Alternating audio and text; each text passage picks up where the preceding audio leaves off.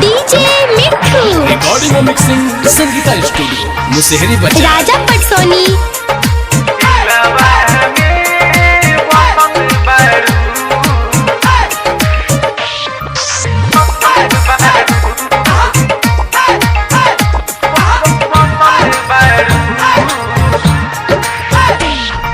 दिलवा में बसल बारू कैसे तू भूल पावेलू दिलवा में बसल बारू कैसे तू भूल पावेलू छोड़ के हमके दूर चल गईलू छोड़ के हमके दूर चल गईलू कहे तना तर पावेलू हो कहे तना तर पावेलू। डीजे मिठू राजा पटसोनी।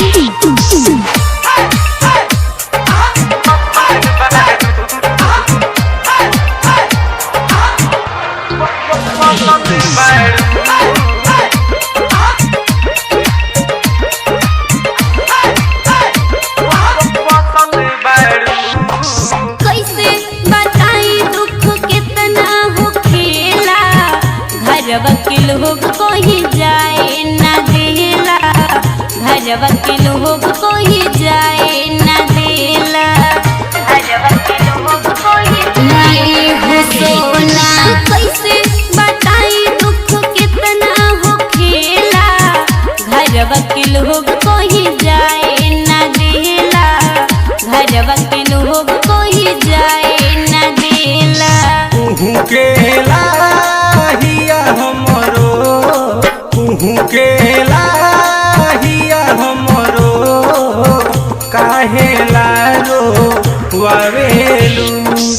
छोड़ के हमके दूर चल गईलू छोड़ के हमके दूर चल गईलू कहे तना तर पावेलू हो कहे तना तर पावेलू। डीजे मिठू राजा पटसोनी।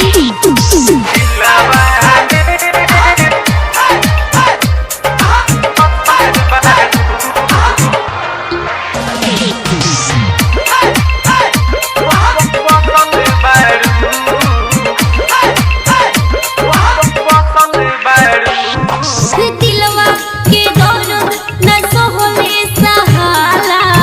दर्द जुदाई के कहलो न जाला दर्द जुदाई के कहलो न जाला दर्द जुदाई के कहलो जाना दिलवा के दर्द न सोहले सहाला दर्द जुदाई के कहलो न जाला दर्द जुदाई के कहलो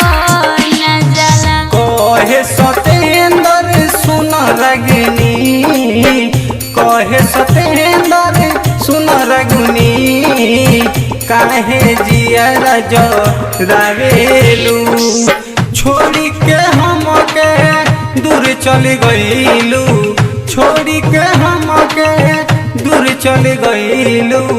कहे तना तर पावेलू हो कहे तना तर पावेलू दिलवा में बसल बारू कैसे तू भूल पावेलू छोड़ के हमके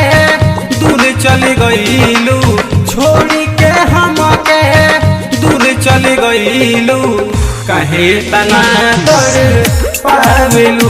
हो कहे तना तर पावेलू।